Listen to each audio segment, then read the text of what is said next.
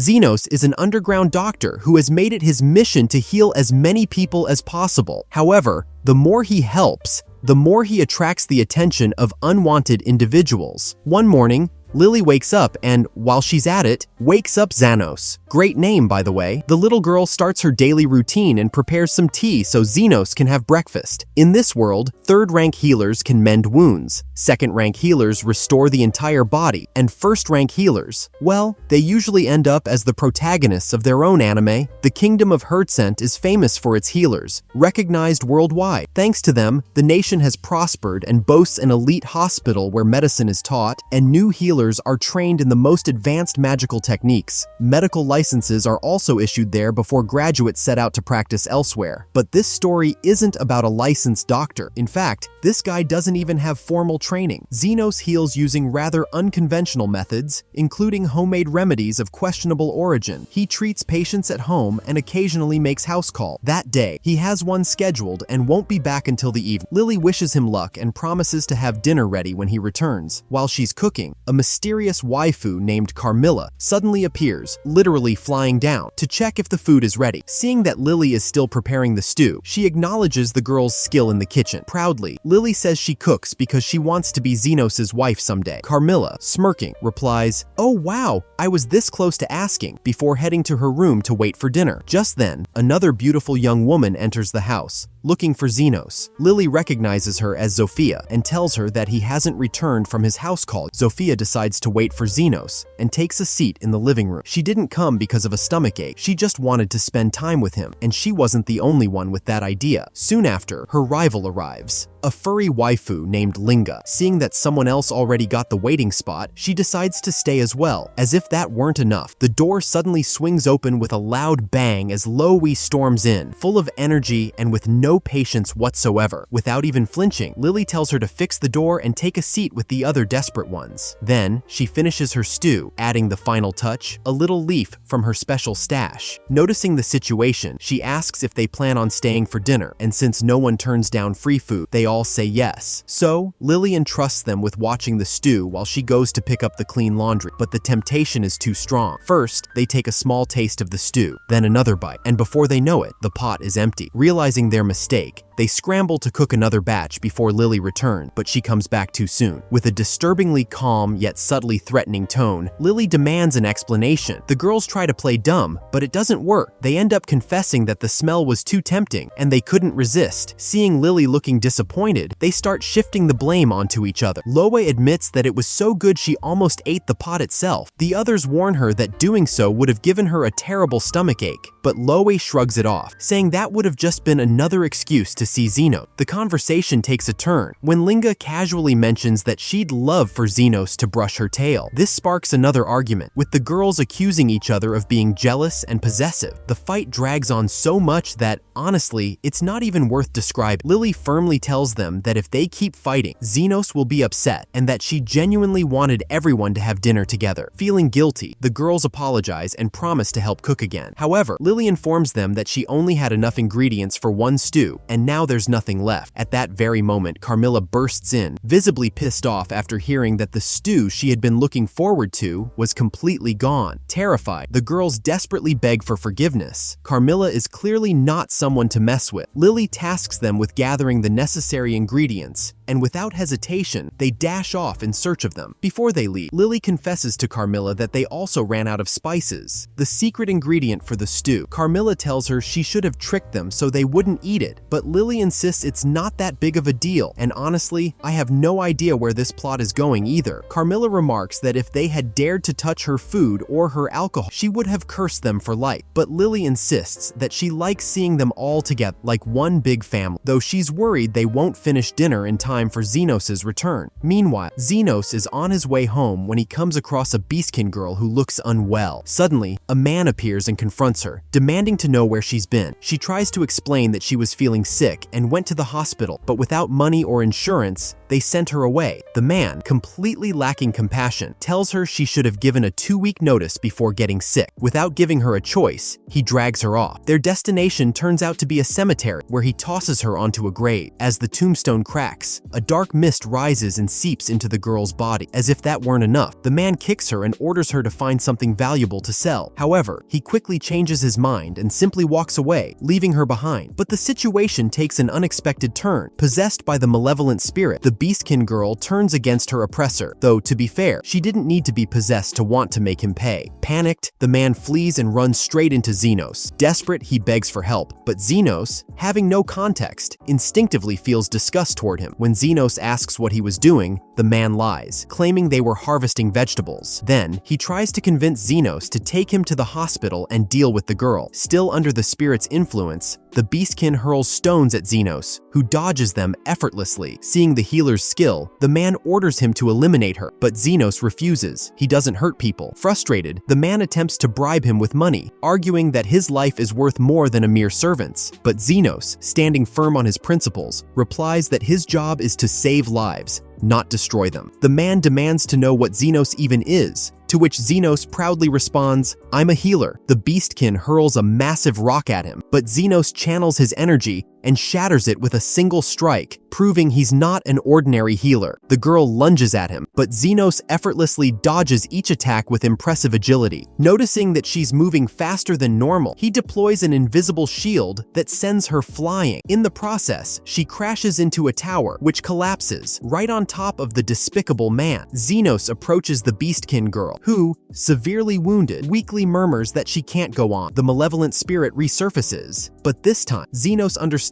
what's happening. Using his magic, he not only heals her injuries, but also extracts the dark entity from her body and completely eradicates it. Miraculously alive after the collapse, the man witnesses the feat and realizes that Xenos truly is a healer. Seizing the opportunity, he begs Xenos to heal him, but Xenos, utterly uninterested, simply states that his work for the day is done. The man insists, claiming he won't survive until morning. Xenos agrees, but under one condition, he'll have to pay extra. The man tosses him a pouch of gold coins, but Xenos examines it and coolly remarks that it doesn't even cover basic medical expenses. Outraged, the man protests, saying he's paying far more than usual and that a healer shouldn't exploit people like this. But Xenos reminds him that he's an underground healer. Rules don't apply to him. Besides, Xenos points out that he already figured out the man's true occupation, a grave robber. The man tries to deny it, but Xenos simply states that no one goes to a cemetery to harvest vegetables. So, Xenos makes him an offer. He'll complete the payment by handing over the Beastkin girl's contract. After all, the man can easily get another servant. The man accepts. Xenos heals him, and in exchange, he walks away with the girl's contract. When she wakes up, she finds herself with Xenos and notices that her stomach still hurts. He informs her that she now works for him and asks for her name. She replies, Till. Without wasting time, Xenos tells her to take off her blouse so he can examine her, using the excuse of checking her health. Till, unsure of how to react, obeys. Xenos quickly discovers that she had a gallstone blocking her system. Without using any visible magic, not even a healing circle, he removes the stone and leaves her completely cured. Amazed, Till thanks him, but Xenos tells her she still has a debt to pay and will have to work it off. On their way home, Till leads him to a bush containing the exact spice Lily needed for her stew. Seeing it, Xenos thanks her and informs her that with this, her debt is repaid, granting her freedom. Overjoyed, Till promises to return someday with new stories to tell. Finally, Xenos arrives home, where Lily greets him with a cup of tea as she waits for dinner to be ready.